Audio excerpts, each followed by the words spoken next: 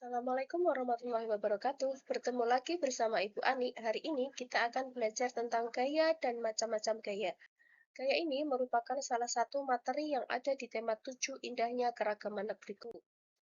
Kompetensi dasar pertama mengidentifikasi macam-macam gaya, antara lain gaya otot, gaya listrik, gaya magnet, gaya gravitasi, dan gaya gesekan. Indikatornya menjelaskan pengertian gaya.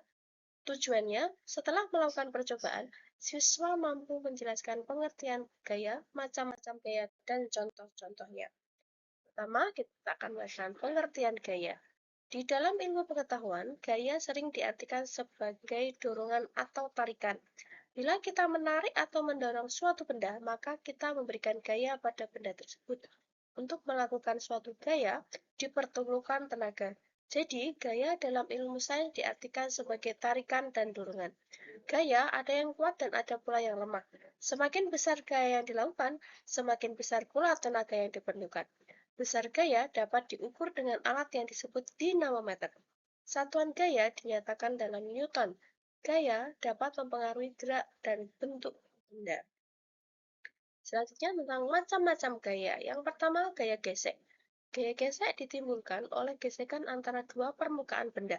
Misalnya, ban mobil yang melaju di atas jalan. Mobil dapat berhenti ketika direm karena adanya gaya gesek antara permukaan ban mobil dengan jalan. Kedua, gaya pegas. Gaya pegas ditimbulkan oleh keelastisan suatu benda, misalnya pegas dan busur panah. Ketika anak panah dilepaskan dari busurnya, maka anak panah akan melesat ke depan. Tiga, gaya gravitasi.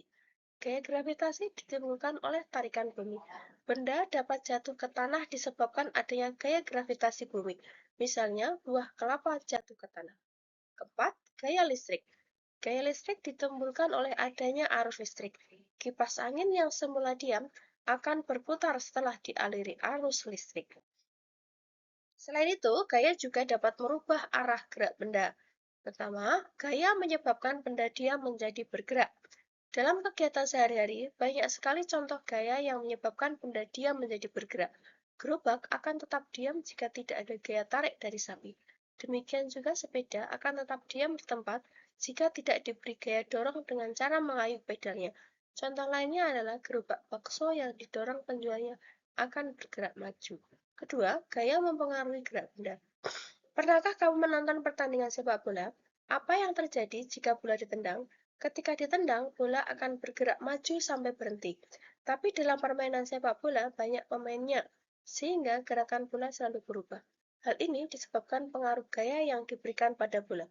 Bola yang bergerak kencang akan berhenti atau berbalik arah saat dihadang dengan kaki. Contoh lain adalah sepeda motor yang melaju akan berbelok ketika sedang dibelokkan. Gerak suatu benda juga dipengaruhi oleh beberapa faktor. Yang pertama, permukaan suatu benda. Kedua, besar kecilnya gaya gesekan. Tiga, besar kecilnya gaya yang bekerja pada benda. Keempat, kemiringan permukaan benda. Permukaan yang halus pada sebuah benda dapat mempercepat gerak benda, sedangkan permukaan yang kasar akan menghambat gerak benda. Semakin besar gaya gesek akan menghambat gerak benda. Semakin besar gaya yang bekerja pada benda juga akan mempercepat gerak benda. Semakin miring suatu bidang juga akan mempercepat gerak benda. Terakhir, gaya dapat merubah bentuk benda. Apa yang terjadi jika telur kita ketuk dengan keras? Bentuk benda dapat berubah ketika diberi gaya. Makin besar gaya, makin besar perubahan bentuk bendanya. Telur ketika didiamkan bentuknya tetap. Namun ketika diketuk dengan keras, maka telur akan pecah. Telur yang pecah mengalami perubahan bentuk.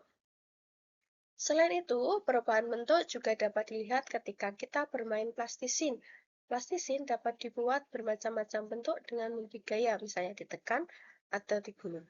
Dalam kehidupan sehari-hari, kita banyak menjumpai perubahan bentuk benda karena diberi gaya, misalnya saat makan. Ketika makan, kita mengubah bentuk makanan dari kasar menjadi halus dengan cara mengubahnya.